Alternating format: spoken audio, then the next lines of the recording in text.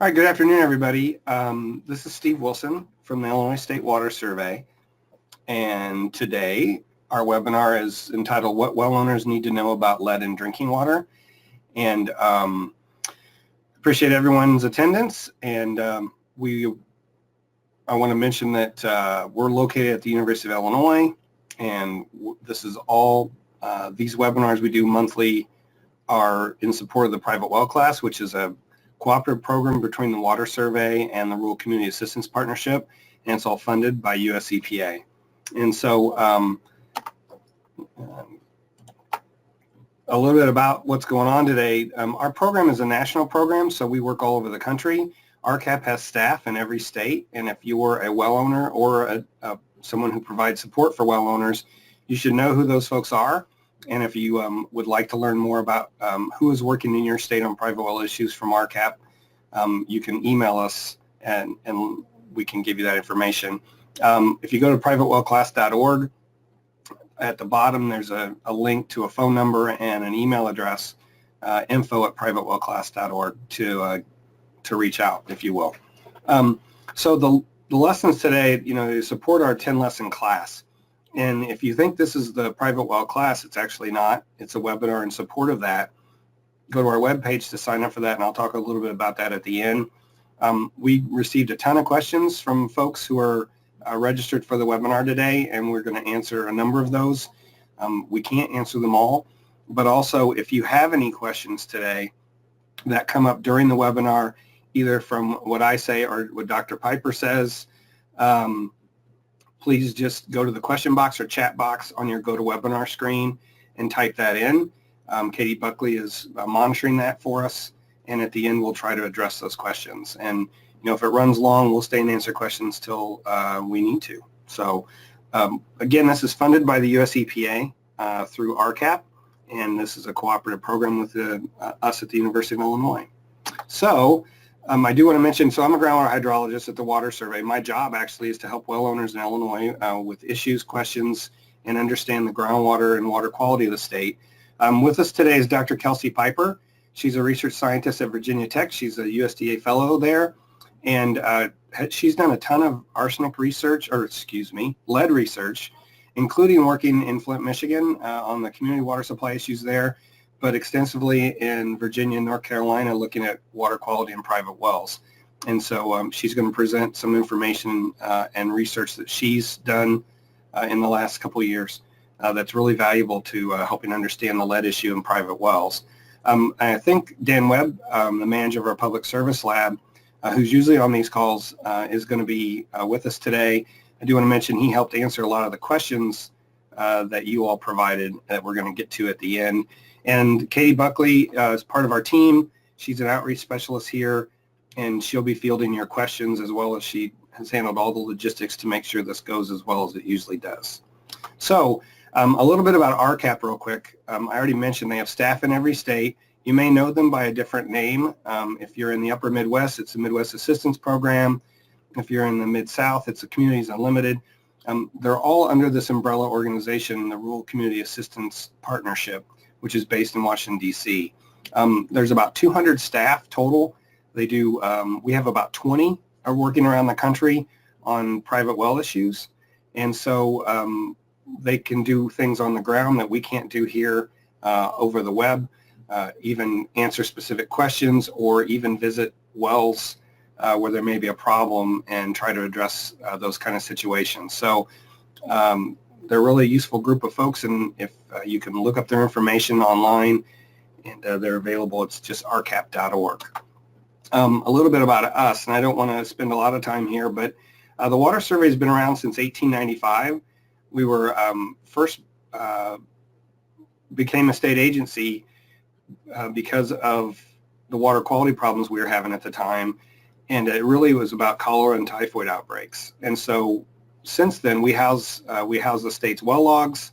We also have a public service lab that Dan runs that provides water sample analysis capabilities for well owners in Illinois. Until 2008, it was free for a well owner in Illinois to get their water tested for inorganics and metals.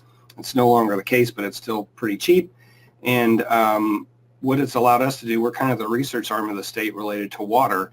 So we house the state hydrologist, the state climatologist, and in the groundwater section where I work, we do a lot of aquifer assessment and water quality type work, looking at trends in water quality and natural water quality issues. Like we do have some aquifers in Illinois that have natural occurring arsenic. And I love to show this picture because this came from our files.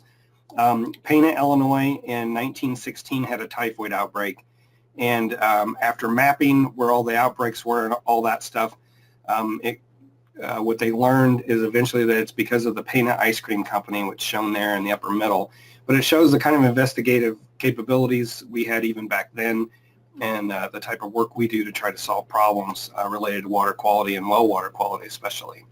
So some things I want to point out, and my job today, I'm not a lead expert, is to set this up for Kelsey, who's going to present a lot of the data she's collected and research she's been doing. So my job really is, as a well owner, to get everyone prepared and kind of frame this problem.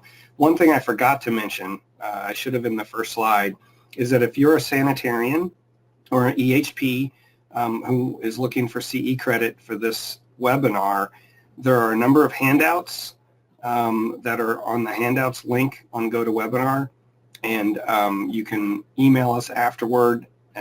We need to fill those out, and Katie can set you up with what you need. But I just want to mention that private wells aren't regulated in 95% of the country, so it's really up to you as a well owner to make sure your water's safe. You're kind of the water operator for a very small water system, and even though your water may taste great, and we have well owners tell us all the time, I have the best tasting water, that says nothing to whether it's got contaminants in it. Many are colorless, odorless, and have no taste. So I grew up in an old dug well, 14 feet deep. When it rained really hard, we had muddy water for 2 days. So that's the kind of unsafe, if you will, water supply that I grew up on. But now I live in town, so I'm on city water, and the $40 or $50 a month I pay supports keeping that water safe. It pays for the pipes, it pays for the pressure, someone to test it to make sure it's safe every month, all those things that you as a well owner are responsible for as a private well owner. So with all that independence comes a lot more responsibility. Yeah, and lead, because it's really a piping and premise plumbing issue in most cases, it can affect anyone, whether you're a private well or on a community water supply. So I do want to kind of caveat this, just because I'm not a lead expert. We're trying to provide generalized advice and information for well owners on lead. And if you have any health concerns or health advice that you're looking for, we're not health professionals. You should get that from your doctor or your local health professional, county health department. If you're on a non-community water system and you're attending today, you should also consult your primacy agency for advice on lead issues and what to do there. You're regulated under the Safe Drinking Water Act, and for some things, especially community water systems. And if you are a homeowner on a community water supply, then you should contact utility. They should have information on what their lead sampling has shown, where they've been over the last number of years through the lead testing that they've done, and if they've added any corrosion prevention or any kind of treatment to help with that.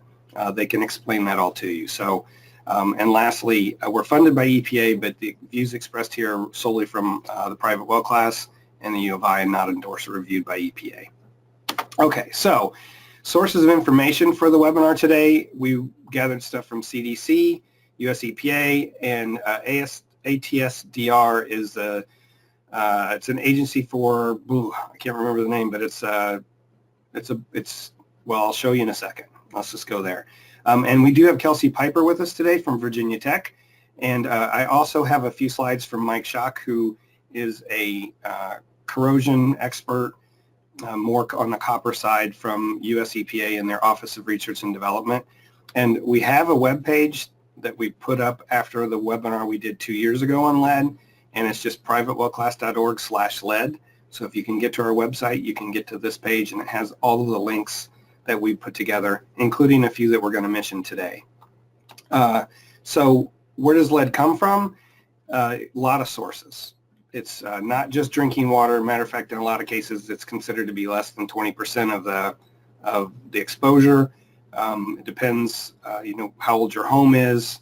We use it in everything, and this is on the ATSDR page as well, and you can find all this information from going to our web page. But it's in a lot of places. It was considered for a long time to be the best way to put pipe in a home.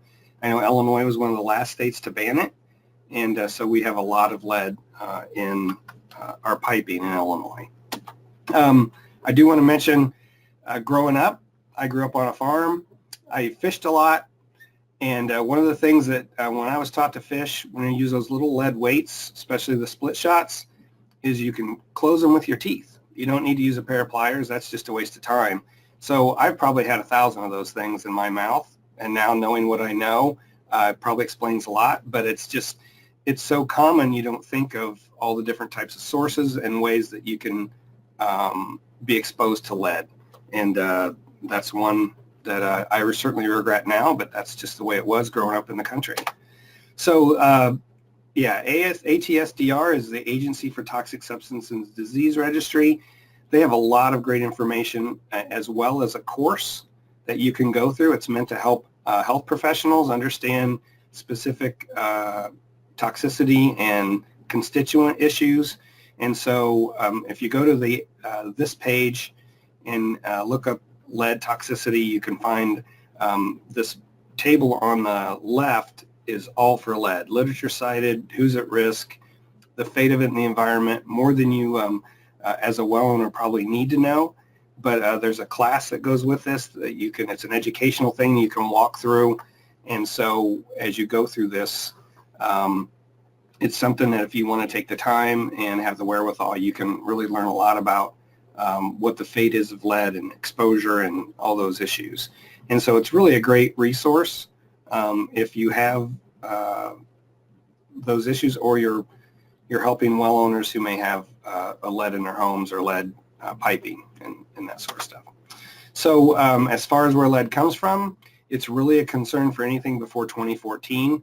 Again, lead pipes were banned in 1986, at least in Illinois, earlier in some other places. But before that, you could have 100% lead pipes. And one thing I should mention is lead pipes can be perfectly safe if the water that's running through them isn't aggressive. And Kelsey may have a little more to say about that. But, what happens is the lead can be leached out of the metal itself when the water's corrosive or aggressive, and start pulling lead from the water. So, in Illinois, we have a lot less issue with lead because we have higher pHs in our groundwater than some other areas like where Kelsey's from in Virginia. So as far as other things, lead solder, you can read through this, but even until 2014, brass fixtures could be 8% lead. And so that's even if you have PVC pipe. I've run across well owners all the time that says, oh, well, I have PVC. Well, what are the connections and what are all the fittings? A lot of times those are still brass. And so those by themselves, some people may think that's not a big issue, but it certainly still can be. And I think Kelsey has some data on that as well. So the last thing is galvanized metal. That coating is lead and zinc. And so sometimes I think as much as 11%. And if it's exposed to water that's aggressive, the iron can leach off of it.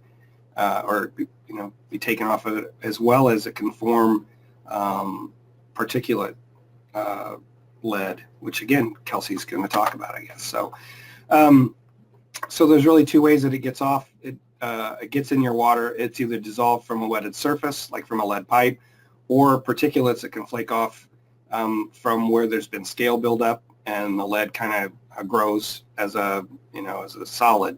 And so I won't say more about that other than that's those particulates, can be a huge amount of lead at one time if you swallow one of those things. So what we do know is that the more people look at this issue, the more complicated it gets.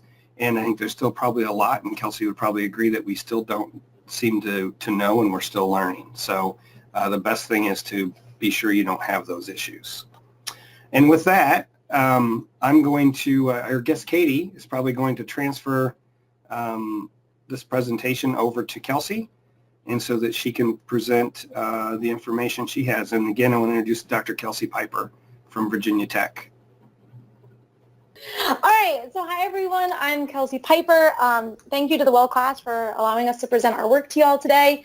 So my team has been looking at lead in well water for a couple of years now, and Steve asked us to put together some slides about what we think residents should know about lead in their well water. So there we go.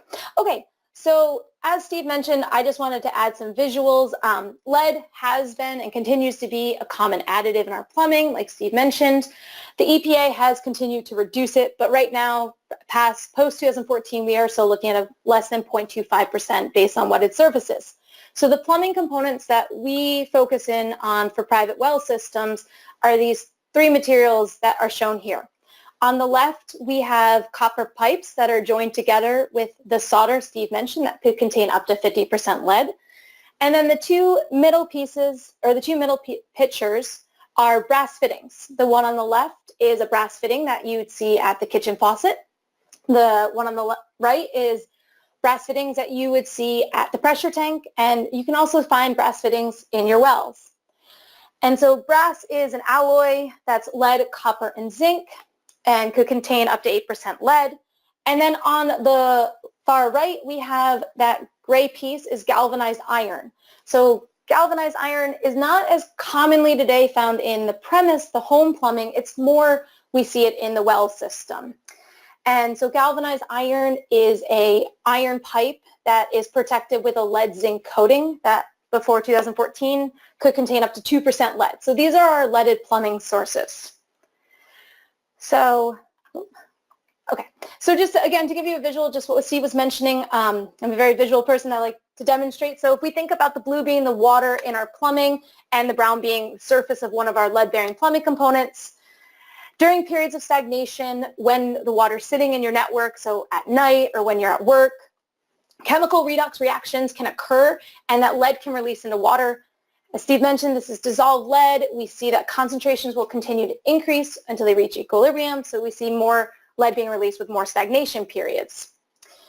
The new conversation, or the more emerging conversation, is lead being released during periods of water use. So if you think about that surface pipe, it can be corroded, and during periods of water use, we can actually get pieces of the plumbing to break off.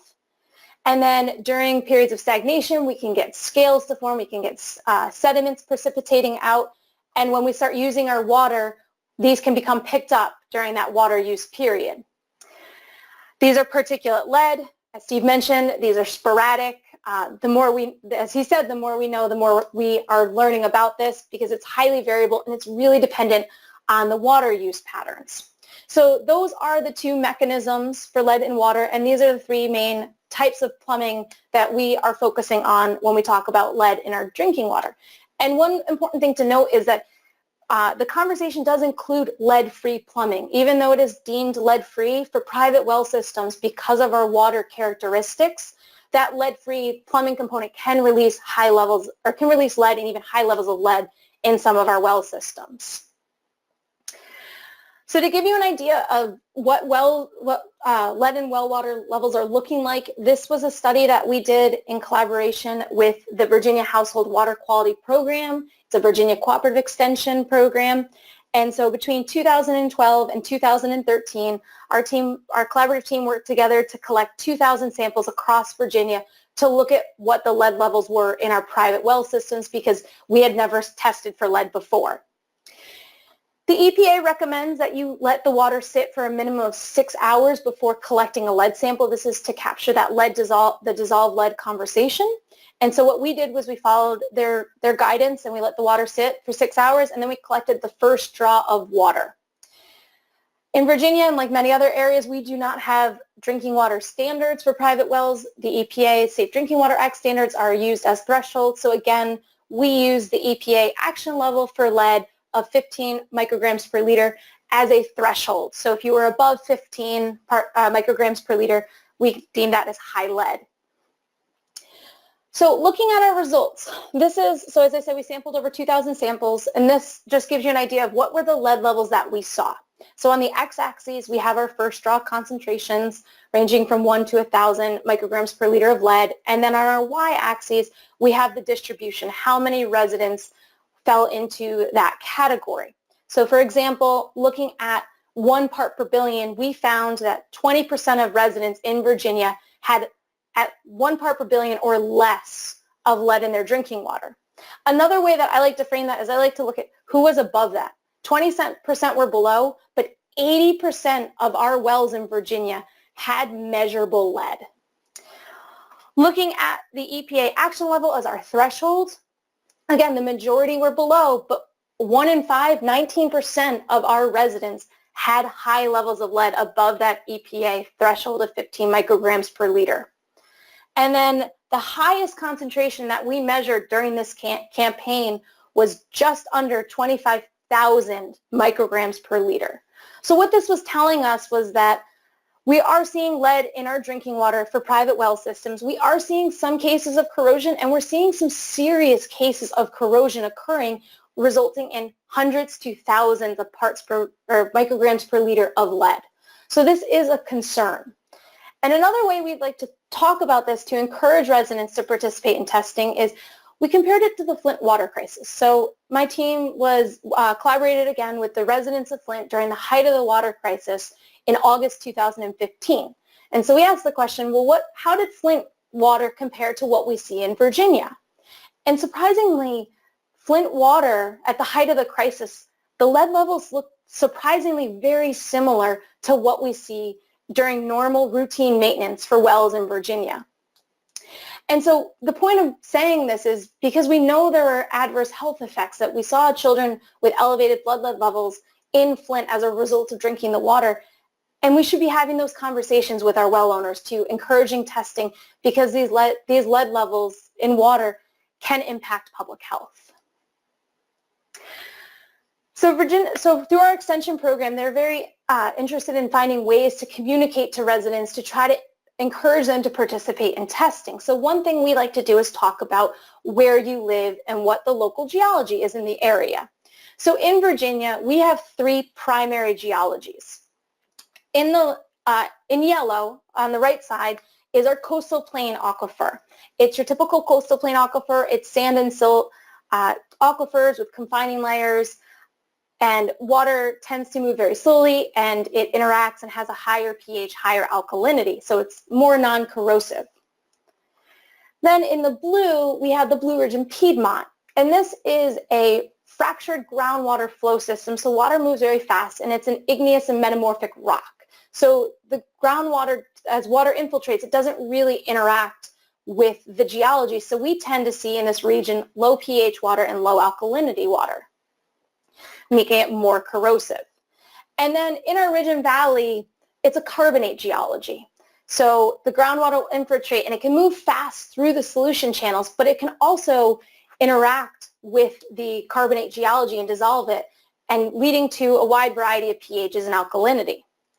So we took this and we compared our results based on geology, and what we found was pretty consistent with what we were expecting, that in the Blue Ridge and Piedmont region, because of the lack of buffering and the low pH and low alkalinity water we saw, well, that was corrosive, and that corrosive water led to higher levels of lead. We had the highest percentage of elevated levels of lead in that region, followed by the Ridge and Valley, and then ultimately the coastal plain. So telling residents about where they live and what the groundwater is has been really helpful for us to encourage testing. But what's been really interesting is when we started looking at the coastal plain, it had the lowest rate of high levels of lead, but that wasn't the whole story. Telling geology is not the whole story. It's really important to start talking about the well system too, and what aquifers or formations the water is actually being drawn from. So the most prevalent type of system that we see in the United States and in our study in Virginia was drilled wells. And not surprisingly, they can be constructed in all different types of geologies. The construction methods are going to vary based on the geology. And we can see based on that previous slide that our Piedmont, the fractured groundwater wells that you can see on right, had higher levels of lead than our sand aquifers, which you see on the left. problem is when we started talking about the coastal plains has drilled wells, but they also have these shallow water table wells known as hand-dug wells or bored wells. And the thing with these shallow wells is that these tend to also have lower alkalinity and lower pH, making these tend to have more corrosive water. So being in the coastal plain you have to consider not only where you live, but also what type of system, because if you're in the coastal plain and you have a bored well, you still may be susceptible for high levels of lead because you are drawing from a corrosive water table formation. And then in Virginia, we also have springs. Springs are naturally occurring for us. It's where our land intersects flowing groundwater. And for us, springs are very interesting because we have roadside springs that don't have plumbing infrastructure. So if you don't have the plumbing that has the lead, there is no conversation about lead getting in your water because it's not flowing through the network. But we also have residents that have spring boxes. And again, these shallow groundwater systems also are more corrosive water sources. So for those residents, again, it's a concern. Lead is a concern because of the corrosivity of the spring water. So the whole point of this is talking to residents not only about the groundwater and the local geology, but also understanding what type of system they have to understand their risk of high lead in water. So we talked a little bit about the different types of plumbing components that have lead in them, but I want to specifically talk about where they come from in the system. So you may hear the term premise plumbing or home plumbing. This is your home plumbing as the water enters the home through the pressure tank. And so we see two main types of plumbing that contain lead. We see lead solders used in homes with copper plumbing, and then we see lots of brass fittings, even for homes that have plastic plumbing. But then the other side, we have to also consider what are the plumbing components in the well. So depending on how your well is constructed, you may have a drop pipe that's made of galvanized iron. You could have a well casing that's made of galvanized iron, or you may have brass fittings associated with the pitless adapter or the pump. So both the home plumbing and our well plumbing can have these lead-bearing plumbing components that can release lead into our drinking water. So our team was really interested in understanding what's the magnitude, how high can these lead levels be when we start sampling from the drinking water tap. So we worked in Virginia, we worked with 15 residents, and we did in-depth analysis at these homes. We visually inspected the plumbing network in the home and at the well and characterized the entire system. And then we started taking water samples from the drinking water tap, and we started doing a series of consecutive samples and flush samples.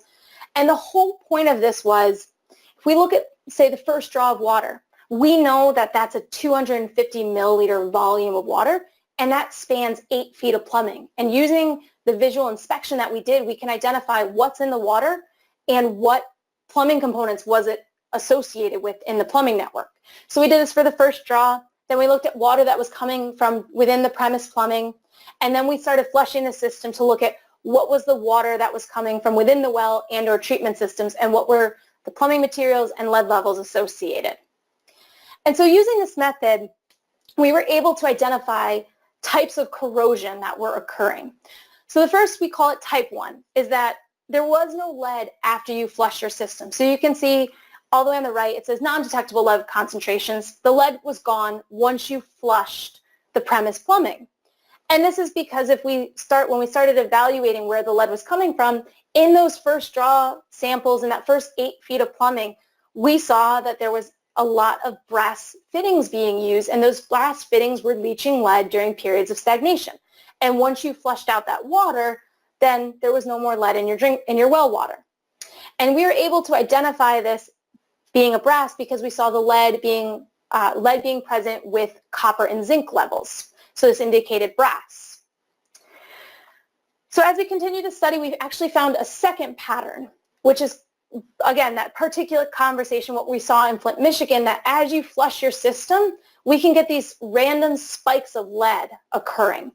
So we had these two systems where our first draw lead levels were very low, but then in the first home, in the purple home, we found that we had two very high levels, spikes in lead that were in the particulate form. When we looked at the lead, we found that tin was present, and so what we what we guessed was that pieces of lead solder had broken off during periods of water use and been mobilized, and this would not have been captured with the first drop. And then for the green home, we saw very, very low levels of lead until about 10 minutes into sampling, when we saw this spike of about 40 micrograms per liter of lead that was all in the particulate form.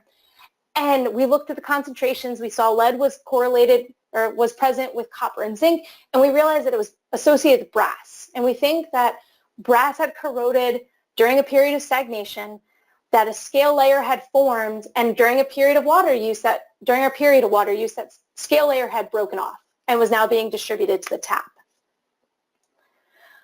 The third type, and this is where private wells start to deviate from municipal systems, is that we found that after extensive flushing, we couldn't get a water sample that did not have measurable lead in it. So you can see when we took samples from, when we were flushing enough to get water samples from the well or treatment unit, we still had it somewhere between 1 and 6 micrograms per liter of lead. When we looked, this was not in the particulate form. It was all dissolved lead, and we know that dissolved lead is associated with periods of stagnation. So what we think is happening for these is that we had not sufficiently flushed the well system long enough to flush out all of that stagnant water that was in the well system. And again, we saw that lead was present with copper and zinc, so we think that the brass check valves or the pitless adapter or something with the pump was corroding, and we were still getting those dissolved concentrations. So it's really important to talk about where the where the lead's coming from, because it really impacts our remediation approach. And so I just want to go through, there's 4 primary remediations that we are recommending. We do not recommend a universal one because we really believe that it's site-specific. You need to think about where the lead's coming from, and some of the homeowner needs, how much they want to pay, and what type of maintenance schedule do they want to commit to. So when we talk about lead, one of the most common recommendations is just flush your water from 30 seconds to 2 minutes, or you may see people say run it until the water comes cold, and that indicates that water is no longer originating from the premise plumbing. So the point is you're flushing the premise plumbing. So for us, when we were doing our studies, we wanted to know how long did it actually take for us to flush the water between the kitchen tap and the pressure tank. And it took on average about 15 seconds. The highest was a little over 30 seconds, so it was a relatively quick amount of time for us to flush out the premise plumbing. So this is really good. So if you have that type 1 corrosion where, type 1 corrosion where corrosion's only occurring inside the home, flushing is a great strategy because it will remove any premise plumbing hazards. It will remove any of that stagnant water that contains lead. The problem is this short of a flush does not flush out the well system. So if you have corrosion occurring in your well, so if you have galvanized iron or you have brass fittings that are leaching lead, this short duration of flush will not protect homeowners from those hazards. The next one to think about is a corrosion control treatment, something like a point of entry unit, an acid neutralizer that's installed near the pressure tank. So these are really great strategies to prevent corrosion from occurring. They modify the chemistry of the water, they optimize it to inhibit corrosion, so it prevents it. And by preventing it, it also protects the home infrastructure. You prevent against things such as plumbing failures, pinhole leaks. So this is a great strategy for premise plumbing corrosion.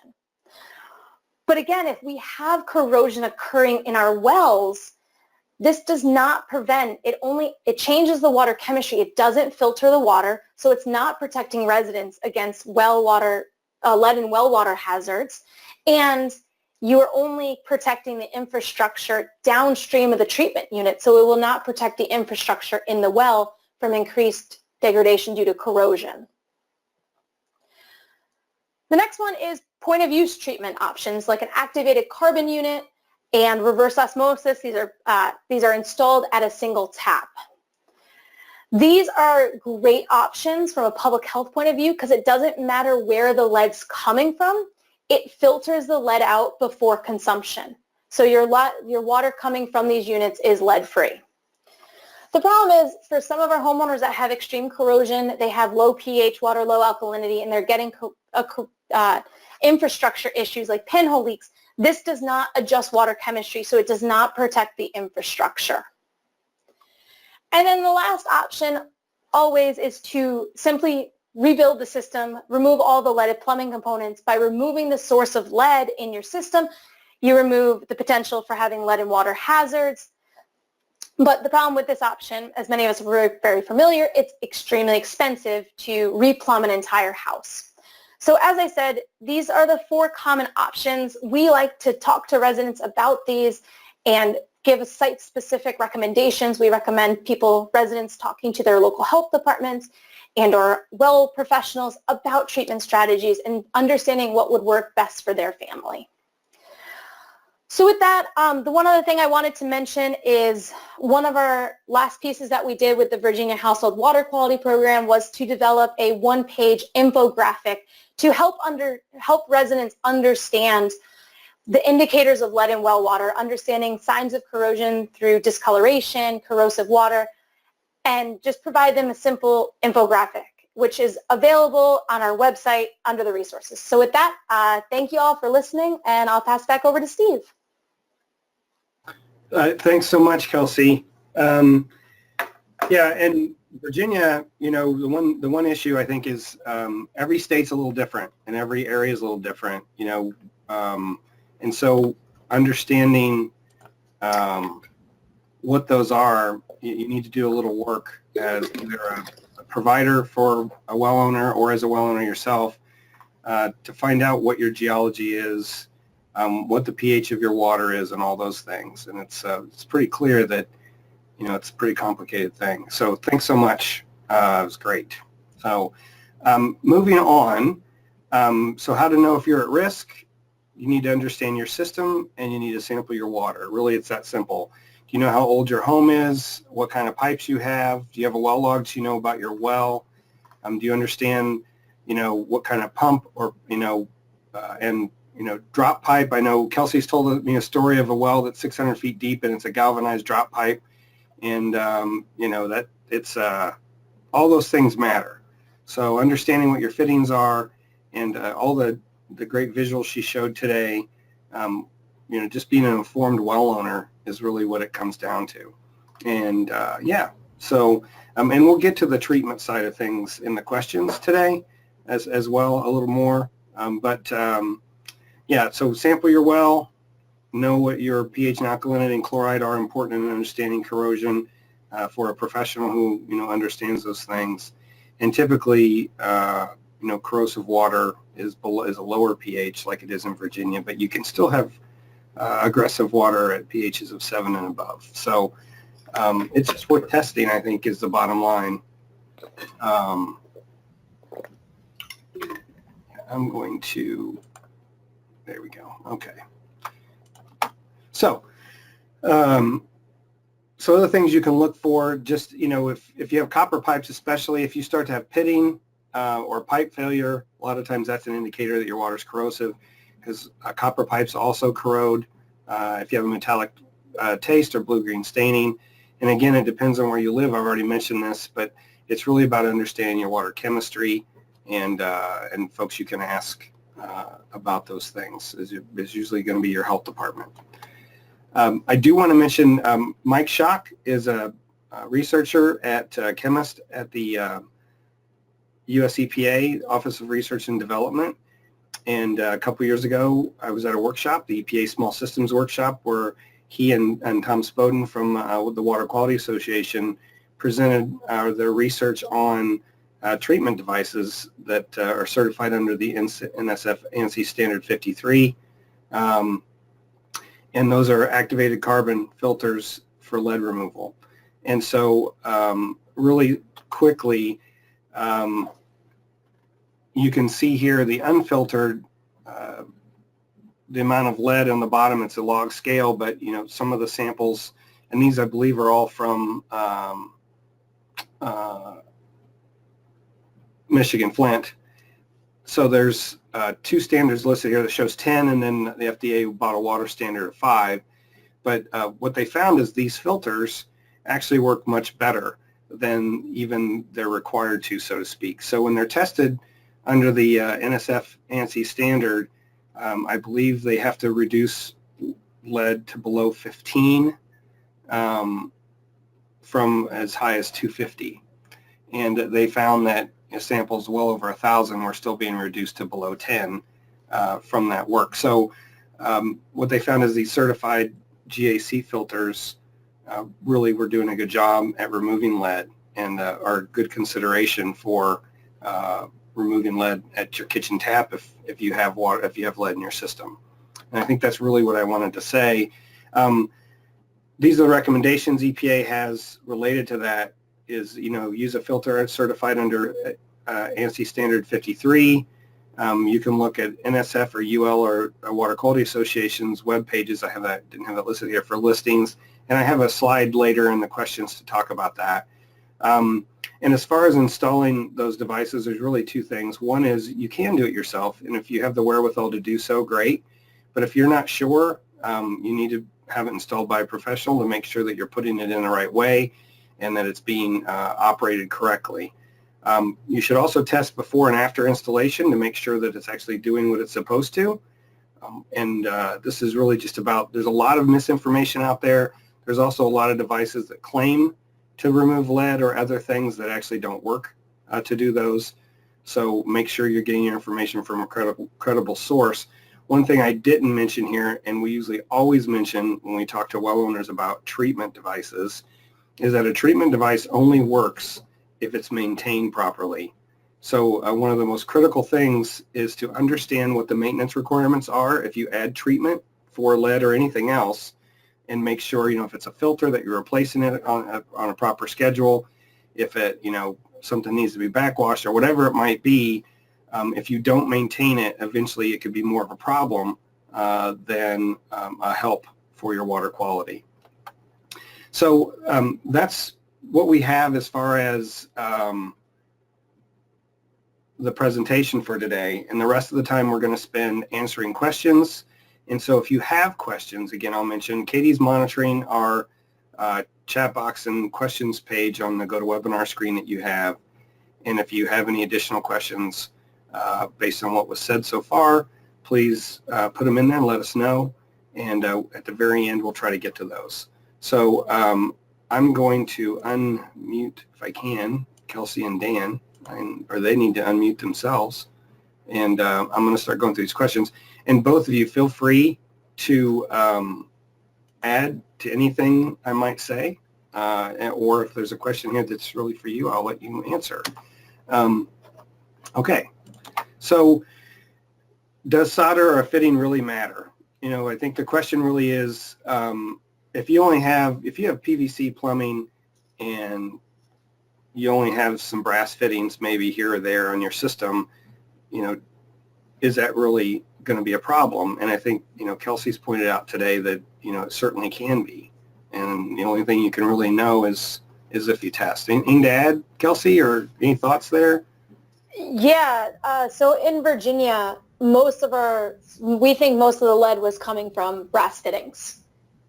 So wow. That is a very prominent, and it becomes to the point that even though they are lead-free, they contain enough amount of lead when exposed to corrosive well water that lead can be released. So really everyone needs to test, even today, if they have a new home, just to be sure. So. Absolutely. Oh, I skipped. Sorry. Okay. So what level of lead is okay? So there's confusion because, the EPA has a action level. It's actually not a health standard for lead at 15 parts per billion. And just to make that clear, if you happen to be on a community water supply, there is no CDC states there's no safe blood level for lead, especially for children, and they've lowered their lead level concern from 10 to 5 deciliters, micrograms per deciliter. So what's going on with the community water supply is they're providing water to your home that's lead-free, but your premise plumbing or the pipes coming from the distribution system, if the water is corrosive or aggressive at all, could be leaching lead. And so the community isn't responsible for every homeowner's wells or every homeowner's pipes in their home. You know, you buy a home, that's your responsibility, but also understanding that there's a risk there that there's not a lot anyone can do about. So the way they set up the rule for the lead and copper rule is that they sample a number of homes based on what the population is, and if more than 10% of those homes have lead over 15 ppb, they're out of compliance. And so what communities do is they add corrosion inhibitors to try to help keep that from happening, so that they can raise the pH and make it less aggressive. But that doesn't mean any individual home is necessarily protected. So there could be a situation, well, like we do know things like an RO system, because of all the mineralogy it removes, can change the pH of the water. So if you have a whole house RO unit, for instance, it could affect the water quality and whether your water is aggressive or not, because it's lowered the pH. So there is no level that's okay.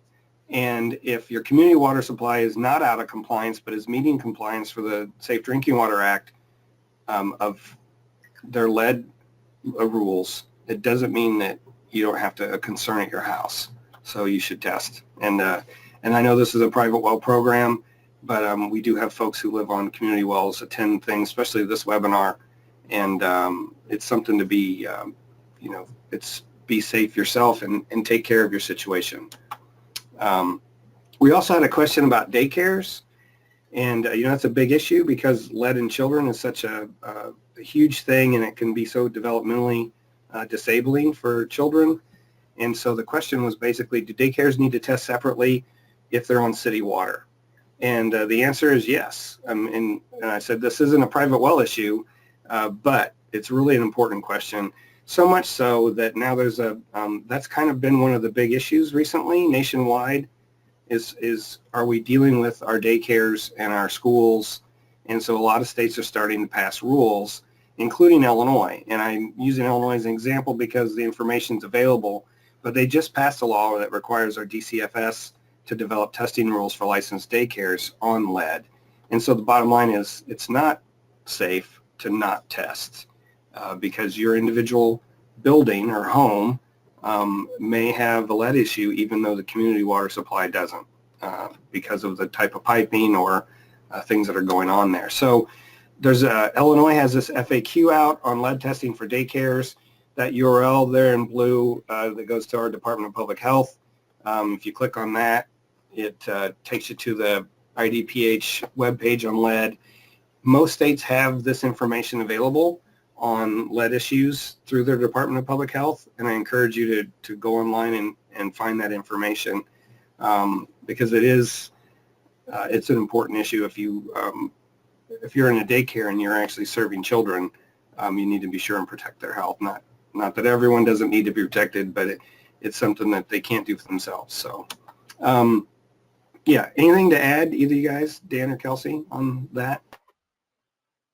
No, fine here. Okay. Good here. So lead in groundwater, there was a number of questions too about lead in groundwater, so I kind of combined them. Is lead common in groundwater? Where is it found? And what's the most common type? Lead oxide, carbonate, or chromate? And so, these questions were all answered, or mostly by Kelsey, Dan, and Walt Kelly, who's the head of our groundwater section. But it's I combined this here, and really it isn't a groundwater issue. We do know, we just had a request from someone in Missouri where they have lead mines, and so there are areas where there could be lead in groundwater, but it's really not the norm, and it's kind of isolated to those areas. So unless you're in an area where there's a lot of lead, known lead, you're not going to find it probably in groundwater itself. It's actually it's a plumbing and piping problem. So, and to answer the question about the common type, I think Walt answered this. He's a geologist. I'm not. The most common form in geologic lead is lead sulfide. So, you guys have anything to say about that? Maybe you've had other experiences, because I haven't seen that before. I don't have any comments. I kind of like I have some of those same questions myself, so I appreciate the input from Walt. Okay. This is Kelsey. Oh, Go ahead. the only thing I was going to say is we've been asked this question before, and we, as I showed in the presentation, look for the occurrence of lead with other metals that are commonly found in plumbing to fingerprint where the lead source is. So that's kind of another way, like looking at identifying how it's in the plumbing, whether there's copper, zinc, tin, or cadmium, to identify its plumbing and not groundwater. So it's a different approach we take, but we look to see what other metals are co-occurring. Sure. And, you know, most of the time when you get a sample done, you're not just sampling for lead. I'm sure some people, but yeah, that's actually a very good point. Again, assuming it's coming from some kind of piping or fittings, or, you know, the pump has brass fittings on it, all those sorts of things, it is good to kind of fingerprint that if you can, because it's probably certainly different. Matter of fact, I think we show that later, is, you know, to look for zinc if you have galvanized pipe. That'll certainly help you understand whether some of that's coming off those pipes or not. Okay. What if I do have lead in my groundwater? What do I need to treat it in a different way? Basically, you know, our response is no, you don't. It's typically not a groundwater issue, but if you were in one of those areas where there was some lead in groundwater, the treatment should be the same. And we don't have any direct experience with that, but yeah, the chemistry should be the same, whether it's coming from your pipes or whether it's coming from a source in the ground. And that's all I'll say there. We just had our well tested last year. Isn't lead included in that test? You know, this is a question that I wish we'd been asked a long time ago, because I knew this was an issue, but I've never really thought about a way to address it. So many times when people have testing done, like especially if it's to buy or sell a house, you know, they look at what the local requirements are, or if there are any. A lot of times, like in Illinois, there really aren't any related to buying or selling, but a mortgage company or a bank may require testing. Well, depends on where you're at. They may only be requiring testing for coliform and nitrate. And as the well owner, I know I have a colleague who had their well tested when they bought their property, and the realtor actually did it for them. And he came back and said, oh yeah, your well's safe, or your well's okay. You know, it's fine, it's clean, whatever that might be. You need to know exactly what was tested for and what constituents were sampled. It turned out in that case it was just a coliform test and nothing else. And again, as a well owner, you need to be responsible and take the initiative to figure out what's on your sample report. Or if someone just sends you an email and says, yeah, we tested your water, it's safe, well, what did you test it for? And another good example of that, again, going back to arsenic problems, which we have in Illinois, I had a well owner call me and say, you know, I bought this house 3 years ago. They told me my well was safe. I just had my well tested, and we have 150 ppb of arsenic in our well. I have 4 kids. Why isn't the state doing more to protect me? And why did they tell me, you know, the county said it was safe? Well, it turns out they tested it for coliform and nitrate. But a lot of times well owners don't realize what does someone saying your well's safe mean. And in that case, she blamed the state for not passing rules that protected her more. But the truth is, you know, there aren't rules in most states that protect the well owner, either buyer or seller. You're on your own. And again, with that independence comes that responsibility. You need to take the initiative to sample your well and understand what your water chemistry is. And, you know, I can't say this enough, but lead isn't even typically part of some of the sampling analysis that's done. You need to ask for it specifically. You need to make sure it's a reputable lab, all those things if you're going to really be sure what your water quality might be. Okay? One more thing to add to this, in addition to what Steve just said, sampling is pivotal for lead. So we have a case that we've been working on where one lab is flushing for 5 minutes and lead levels are coming back negative. They're coming back below detection, but if we take a first draw sample, they're very high. So making sure that the lead sampling is done and a first draw sample is collected is really important to making sure you're accurately quantifying the lead in your drinking water. Okay, thanks. Yeah. Okay, so this is what we tell well owners to sample for, and again, it's a lot more than lead, clearly, but you want to have a good idea of what your water chemistry is. And so, you test annually for coliform and nitrate, and the reason you do that, neither of those are necessarily harmful themselves. Nitrate can certainly be harmful for babies under 6 months old, but for adults, there's a mixed bag of evidence about whether that's actually a health risk or not. But the reason you test for coliform and nitrate is because they're so ubiquitous at the surface in our environment.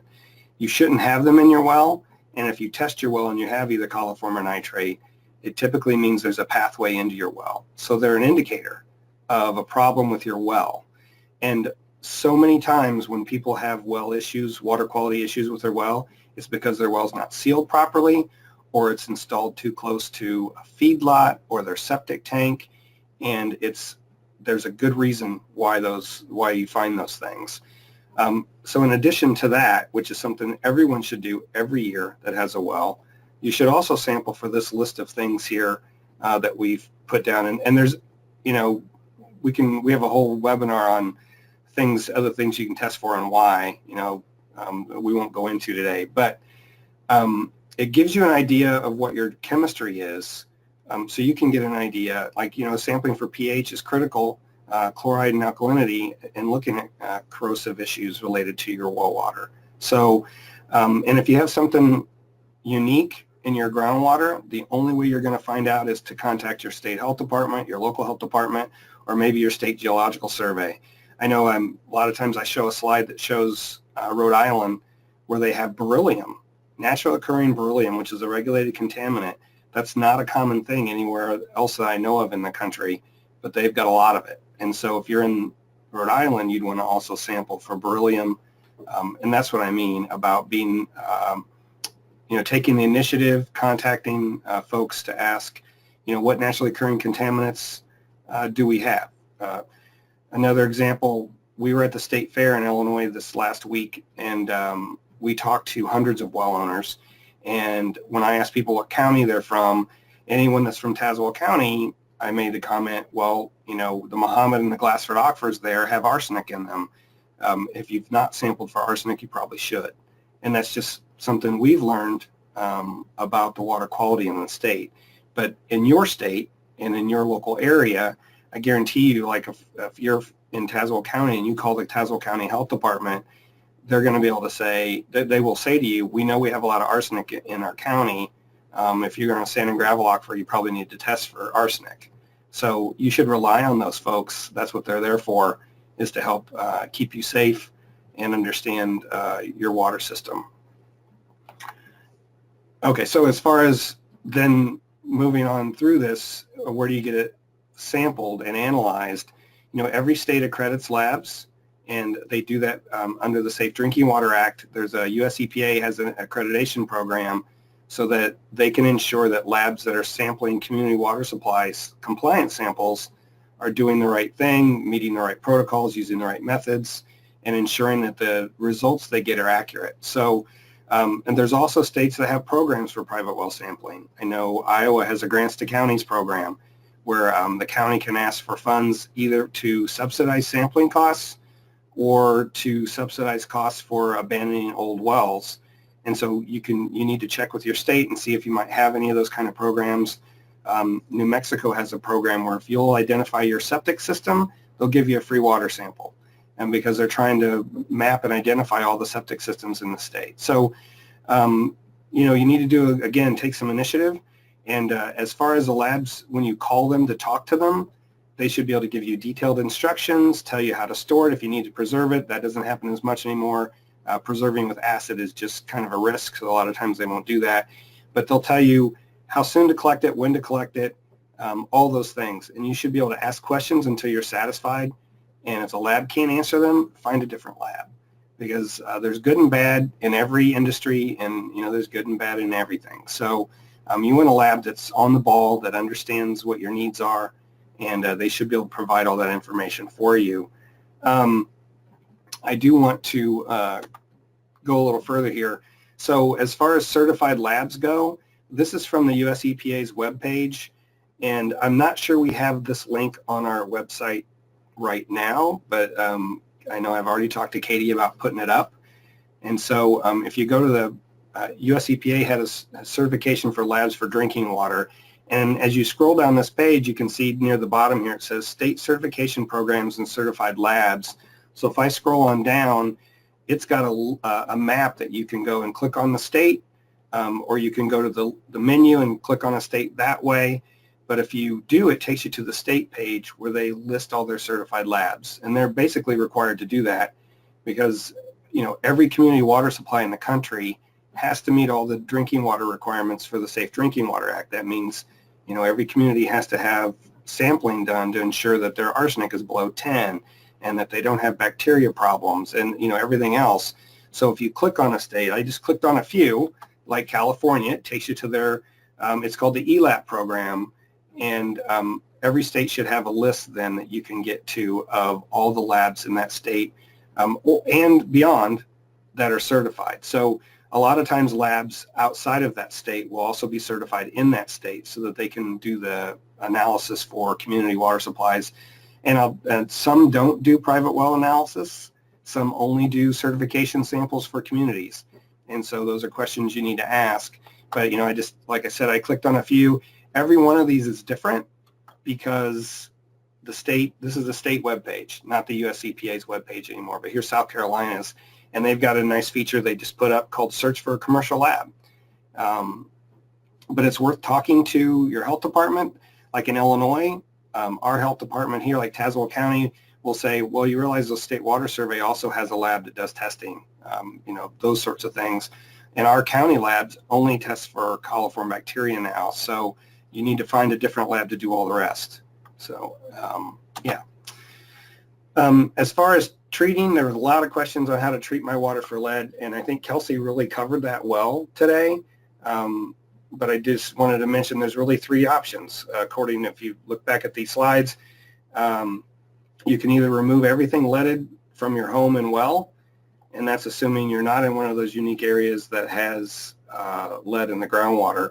But that's really one way to ensure that you don't have any lead getting in your system. Or you can add corrosion inhibitors that make the water less aggressive or not aggressive to pipes and plumbing. And then the third is to add treatment to remove it. And, you know, I'm just mentioning here the most common are granular activated carbon and RO. I think there might be others, and one of you guys can pipe in if there are, but those are the two that I'm most aware of. And I guess the message for treatment is make sure they're certified treatment equipment, and that's different than the lab certification we were just talking about. That means that they've been tested by a third party and that they're they will remove a certain amount of arsenic or a certain amount of lead that they're supposed to, like the graph I showed earlier from the US EPA.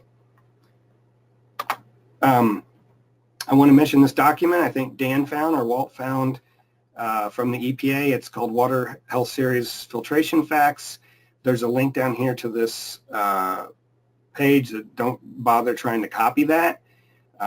Actually, you know, we do have a lead page on our website, and this link is there, but this provides a lot of home treatment filtration type advice, and this is from US EPA. And I think the real message here is this is also from that document, and it talks about certification. And, you know, make sure that the unit that you intend to purchase will address your concerns, and the way to do that is to make sure that it's certified. There are 3 organizations that certify treatment equipment for homes: NSF International, Underwriters Laboratory, and the Water Quality Association. You should find one of their seals on that equipment. If it has one of those seals on it, that means it meets that accreditation. So it's verified that it'll reduce the contaminant based on certain levels. And those vary by constituent, whether it's lead or arsenic or some other thing. But you need to do your homework, because there's a lot of treatment equipment out there that may be a third of the cost, and that's because it's not been verified and hasn't been through that certification process, and it just may not work. And it would be pretty frustrating to spend, instead of $1,000 or $500, you spend $200, and it's $200 that was really wasted. So, Yeah, that, again, I pulled this right off of that document from EPA, and it's worth taking a look at the whole thing. So, before I go to this, Kelsey, Dan, anything else you'd like to add? We do have a few questions we'll get to at the end, but I need to spend a few minutes talking about the private well class. I'm good, Steve. I'm good. All right, thanks. Okay, so the private well class, again, I just want to run everyone through what we offer. It's all free. It's funded by US EPA, as I mentioned at the beginning, and it's really it's a PDF that's sent to you once a week for 10 weeks. So you sign up with your first name, your email address, and what state you live in, and it sends you a lesson. And it's really meant to teach you the basics of well ownership. It talks about different well types, like Kelsey showed, drilled wells versus dug and bored wells versus, whether it's a bedrock well or a sand and gravel well.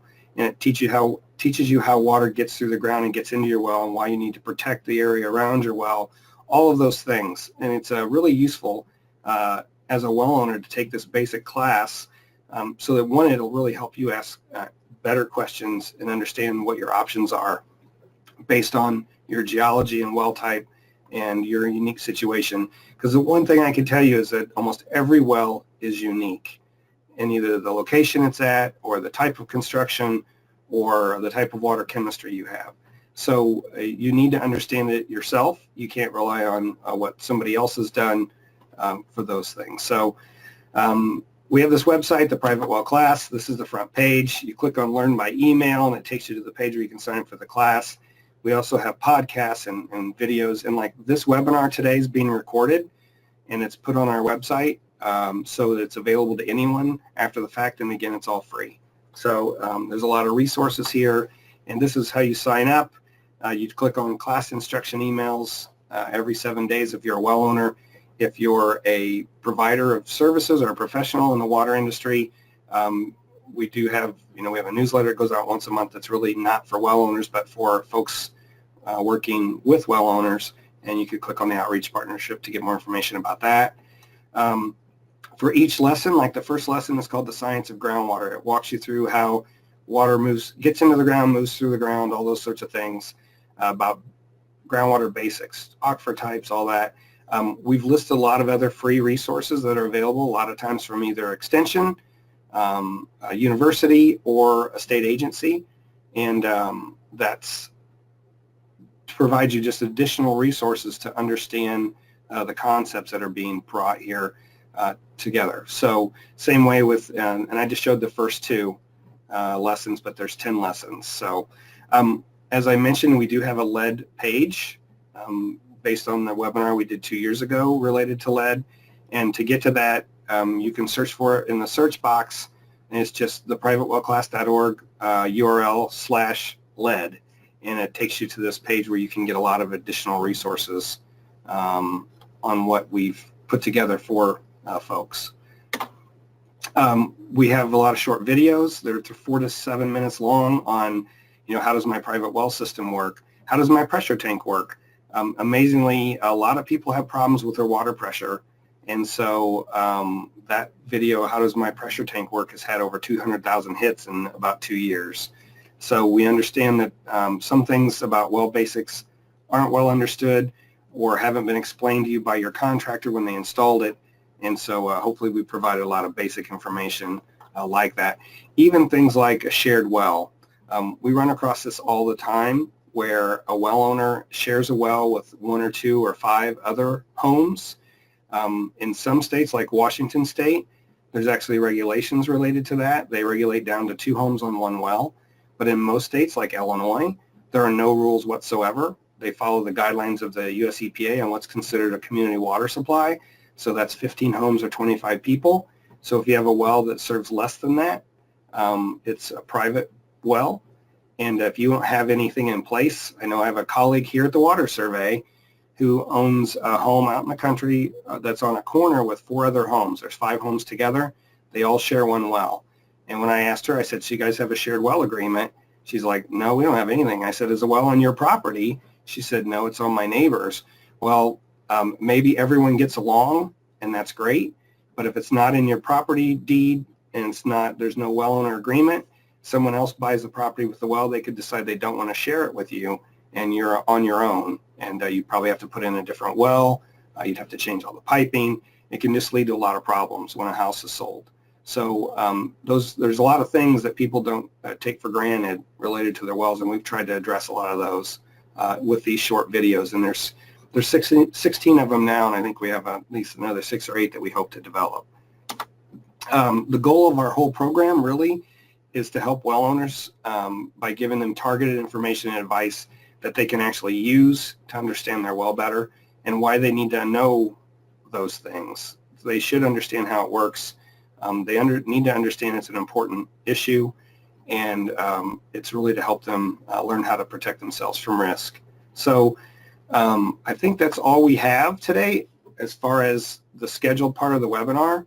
And we do have a number of questions that I'll pull over in a minute onto the on the screen. But I want to thank again Kelsey for participating today and providing great information about the work they've done looking at private wells and lead. Also Mike Schock from US EPA in Cincinnati for the slides and information about those treatment devices. Dan, who's on the call with us today, helped answer a lot of the questions. He is also our PSL Public Service Lab manager and provides me a lot of advice. He's a chemist, things that I don't know, and helps a lot of well owners with the questions we get. And lastly, Walt Kelly, who's head of our section here. He's a PhD geochemist, and he helped answer some of the questions that we just went through. So if you have any specific issues or questions, you can always email us at info@privatewellclass.org.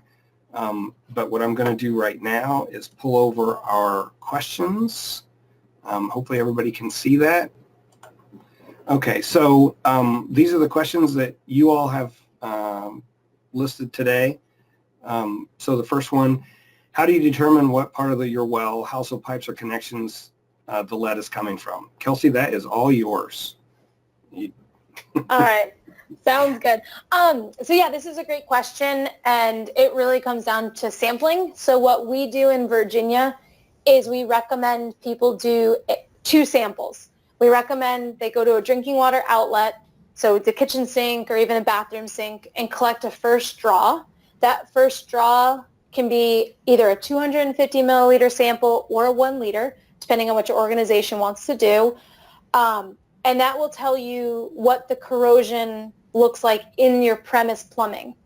We then recommend that residents flush for 1 minute and take a second sample, a flush sample. As we talked about, after about 30 seconds, you've flushed out the premise plumbing, so that 1 minute sample will tell you what's happening outside of your home plumbing. So if it's from a treatment unit or if it's from your well, you can get an understanding of what that water looks like. Okay. No, I think that's good. I think you covered it both in your presentation and here. So I think you can go overboard if you're not doing research and collecting samples. But yeah, it's a good way to know the difference. So what's the difference? Yeah, go ahead. Oh, I was just saying I liked Kelsey's presentation there where you showed the different components of the system. There's just a good example if somebody were going to try to follow that advice. Sure. So what's the difference between a certified lab and a non-certified lab, and can non-certified labs test for lead? So as far as are the results legitimate? So since I have 2 university labs involved here, both Kelsey's and ours, what I want to mention about that is our lab here at the U of I used to be certified, but the rules for being certified became so cumbersome and so costly that now we are not certified. But we do follow all of the EPA recommended protocols and procedures. We do blanks and all those things when we're doing sampling.